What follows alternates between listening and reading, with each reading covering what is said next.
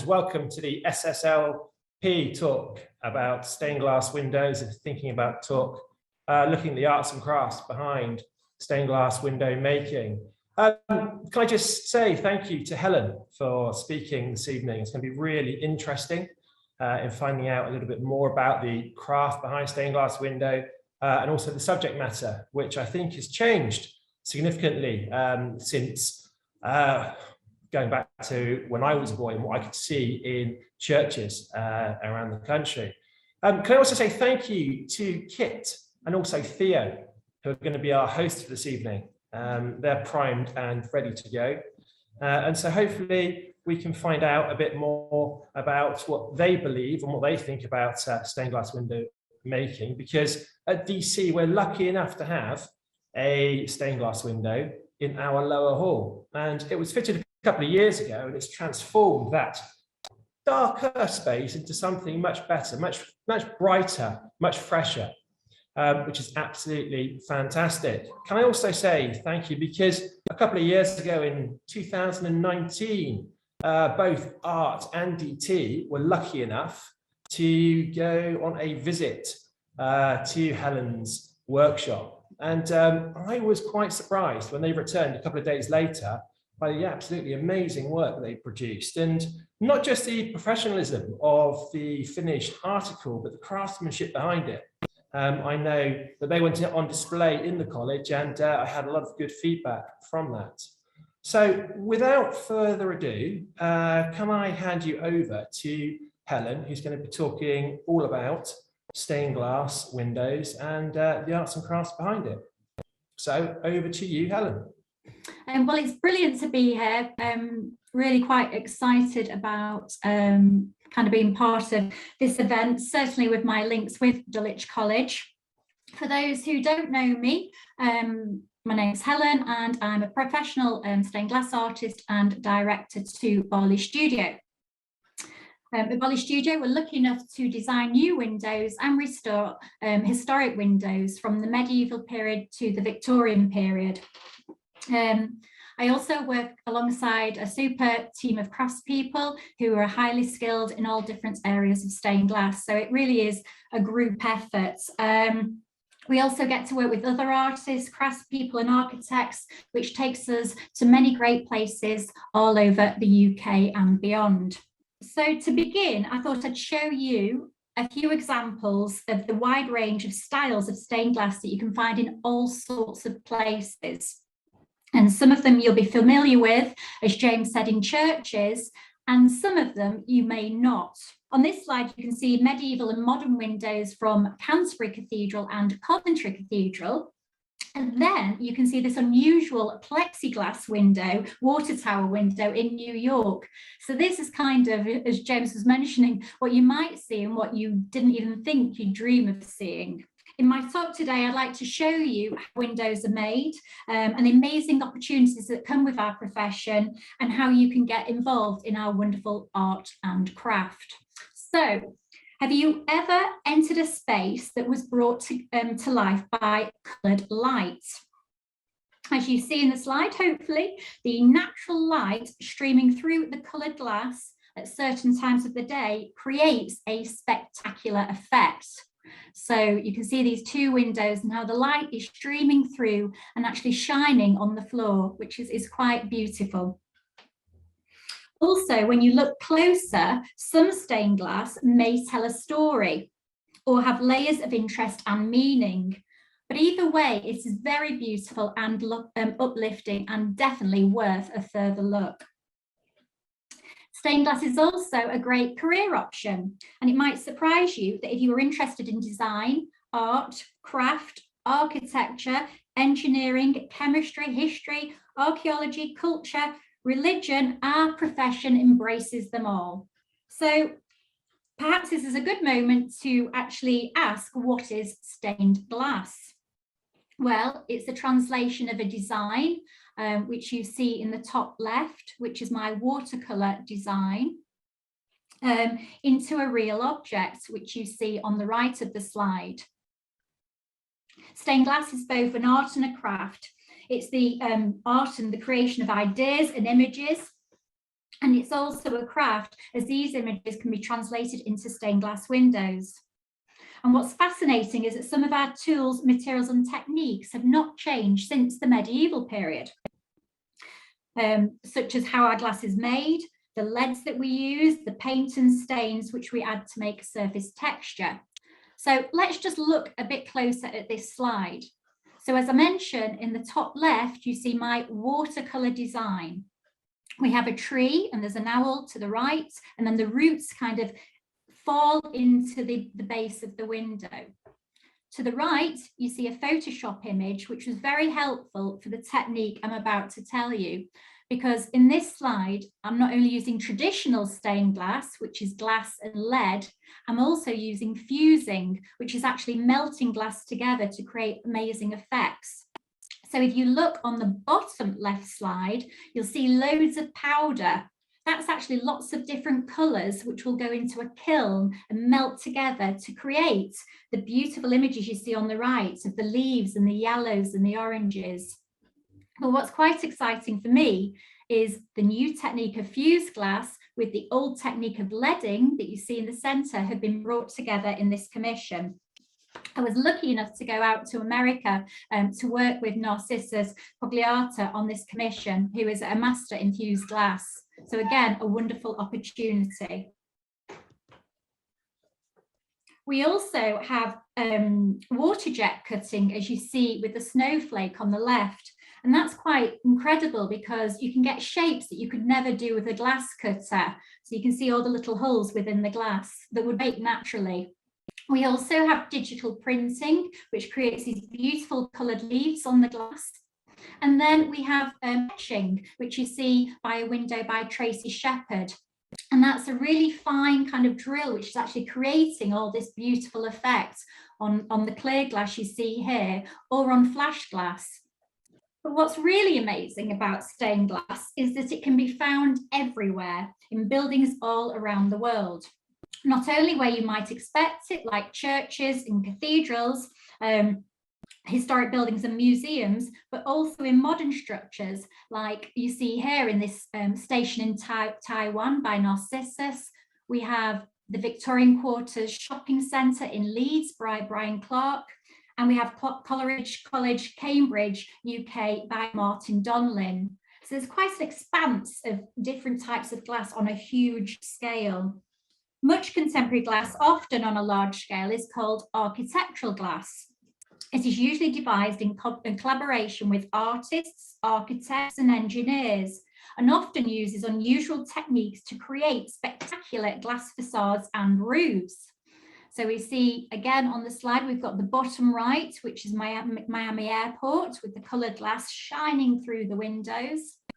To the top right is the Sage, which is an art centre in Gateshead, and you can see how the colour of the blue take you round the space. And then we have the Institute of Sound and Vision in the Netherlands. The glass facade of the Institute is based on original TV pictures, which were taken from the archives of the Institute. And they were translated into 2,100 different coloured high relief glass panels composed by graphic designer Jack Drugstein.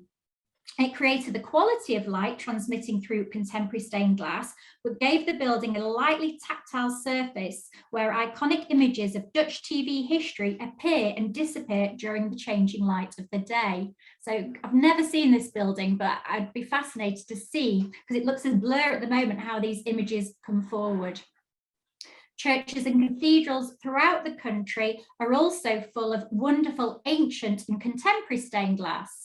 Scientists are working alongside conservators, that's the craftspeople who care for these windows, to develop new techniques to study our historic glass.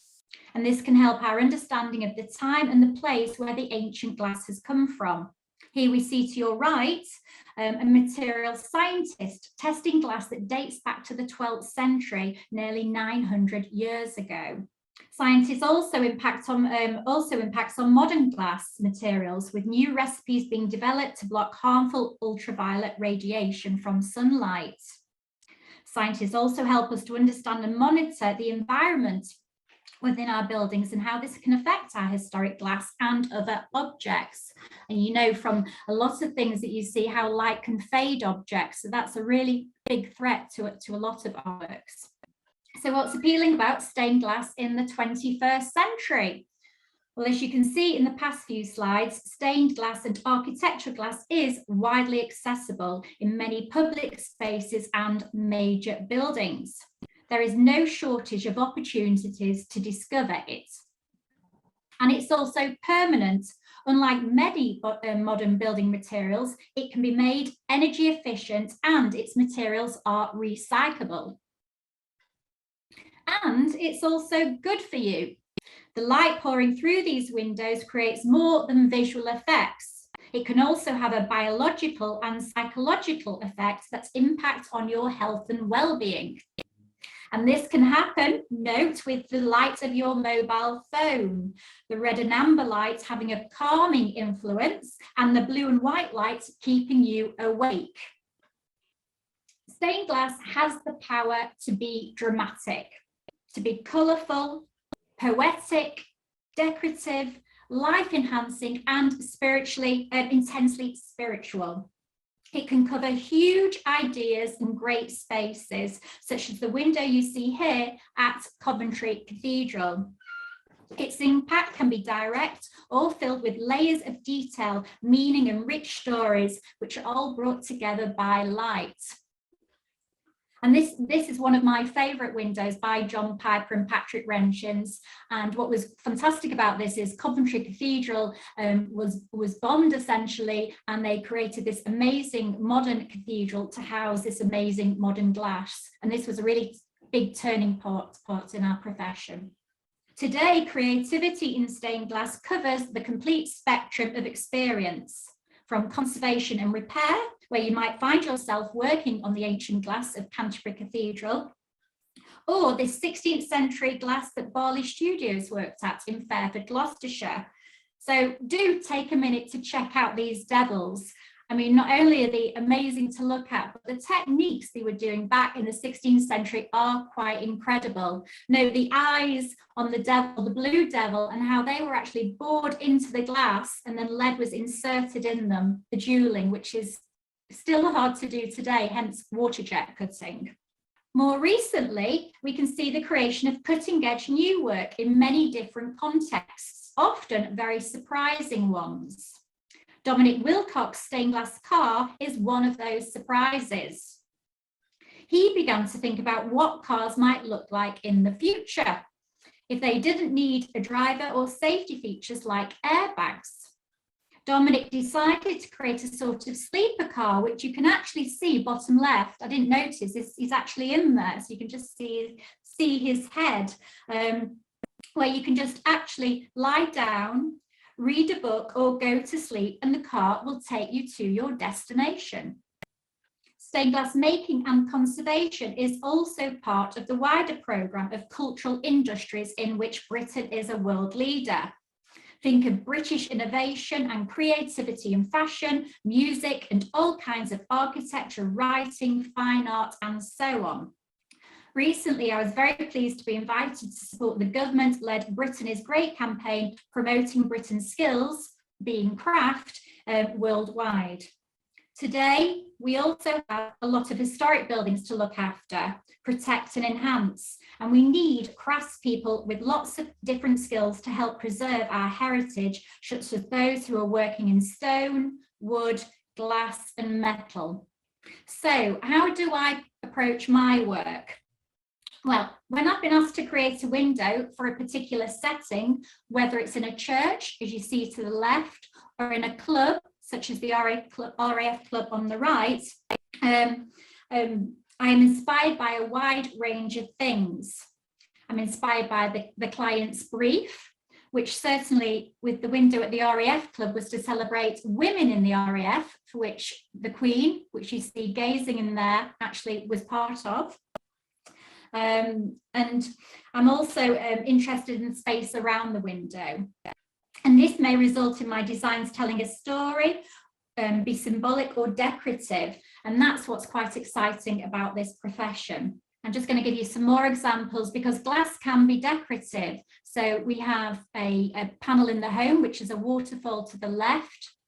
There's a panel that I exhibited in Hong Kong, which is in the middle, which is quite interesting because that uses lots of old and new techniques such as acid etching, which is the red circle in the center. You actually work away the color to reveal the clear glass beneath, which is rather good. And then to the right, I have interesting commissions such from architects who like architects like Scarpa, and then Urs Woolley, which is a Scottish cartoon character. So I'm asked to try and combine the two. So what are the processes involved in my work? Well, it starts with the design, and then we create a cartoon, which you can see the pencil drawing in the middle, which is a large size drawing of what the actual window is going to look like. From there, we do a cut line, which essentially outlines what the different colour pieces are going to be, which you can see on the right with one of our team cutting a piece of yellow glass over those outlines. And then at the base, you see myself painting glass paints onto the glass, which are fired in a kiln so they become permanent. And then bottom right, you see how all the pieces of glass, whether they're painted or unpainted, are held together in a lead cane, which is a H section, and then soldered together and made waterproof. So the process is extremely labour intensive and very much an art and a craft. The window, of course, is then cemented to make it watertight. And most importantly, when you're designing, if it's going in a window, there's got to be a good support structure as well, so it doesn't fall out. You may wonder what a workplace looks like. Well, it could be your garden shed, a studio, a museum, or a cathedral. The workplace really can be all shapes and sizes. Bali Studios in York is a large independent studio founded in 1973. And as I mentioned here, we're lucky enough to make both new windows and conserve historic windows in the UK and around the world. And our international team comprises of school leavers, apprentices, and college and university graduates with a range of specialist skills in glass, lead, wood, metal, and stone. And we work with many outside expert consultants, and we train apprentices and work placements from the UK and abroad. So in the slide we have, to the left, we have myself and the director of the company, Keith Bali. And what's fortunate is we've got this wonderful mezzanine where we can look down on a huge light table at all the different coloured sheets that you see there to decide what we're going to use for the commission. And in the middle, you see Daniel Thomas, our glazier, who's actually restoring an old window. So he's putting horseshoe nails round a very old piece of glass, and then he's going to put a new perimeter lead. And then we have in the back another member of our team, Alison Gilchrist, who's doing the conservation of some 16th century glass. So it really is a mixed bag of things that are happening. And as we mentioned about Dulwich, so what is exciting about this profession? Well, I love making new work which builds on the past and moves it forward. My commission work gives me huge inspiration as an artist to explore creativity.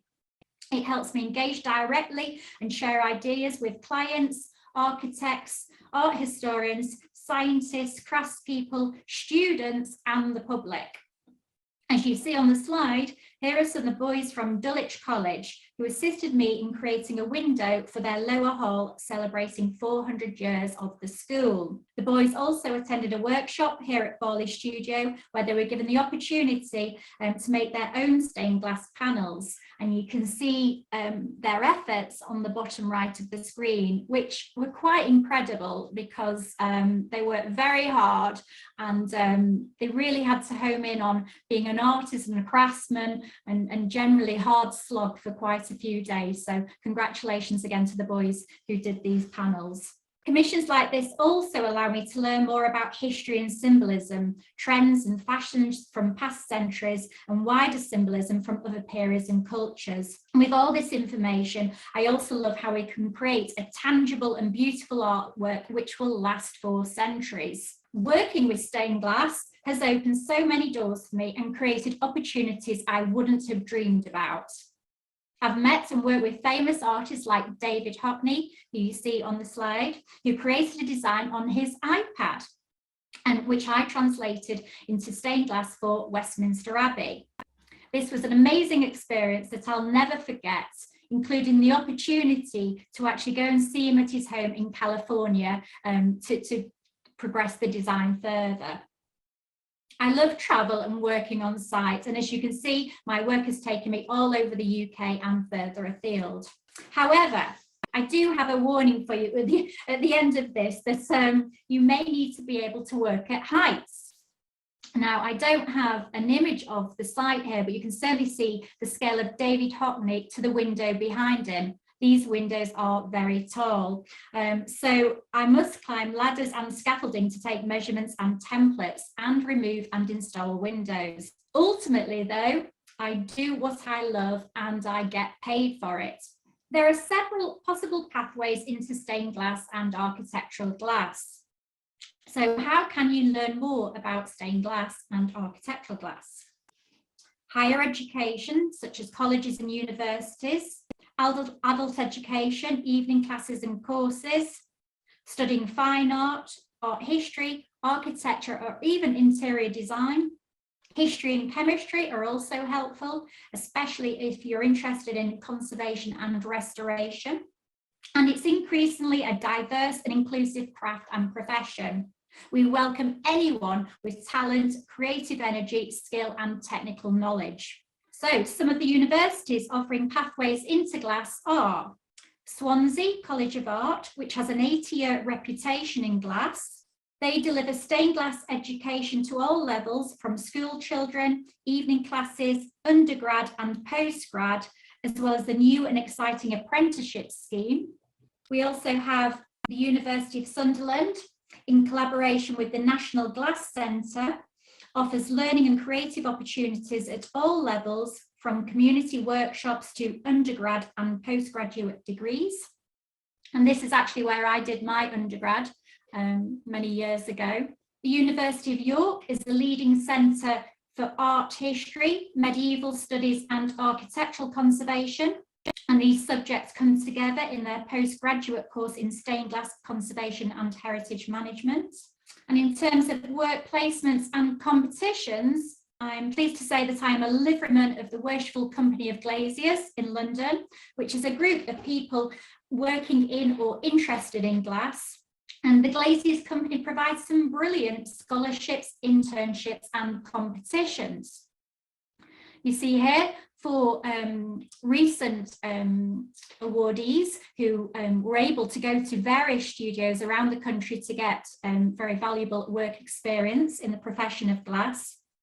And I actually did my work experience here at Bali Studio nearly 30 years ago while studying at Sunderland University and the Prince of Wales Institute of Architecture. So it really is very important to get that work experience early on, because you never know where it's going to lead.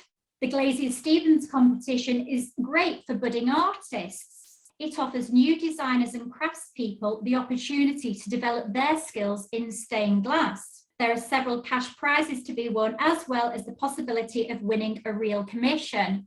And you can see the varied commissions available. We have one in a church by Louise Hemmings, the RAC Club London by Anne-Catherine Peru, and Eastbourne College by Jessica Lambernet. I entered this competition again many years ago and actually was fortunate to win some prizes and get one of my first major commissions.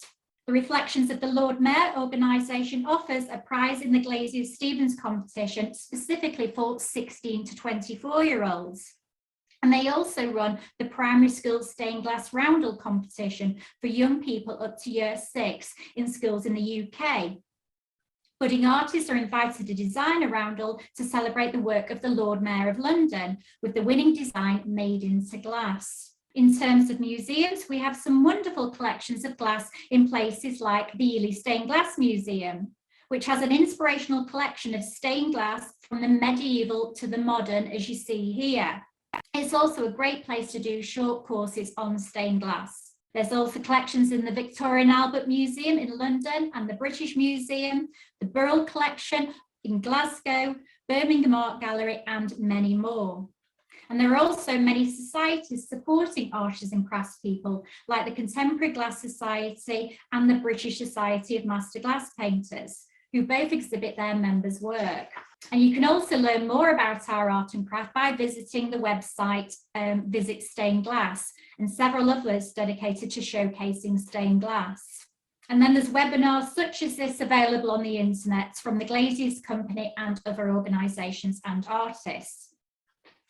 So I'm here today as the Worshipful Company of Glaziers and its charitable foundation have formed a Glaziers Education Partnership, and we will continue to deliver events in partnership with various organisations, glass studios and workshops. So it's super to be able to kind of launch our initiative here today. So I'd like to finish with saying that stained glass is firmly rooted in the past, but continues to point towards the future. And it's to enjoy even if you're just looking at it, and offers lots of opportunities for people like you to learn new and old skills and to make your mark on our history and heritage. If you'd like to know more, please contact the coordinator of this event, and thank you for listening.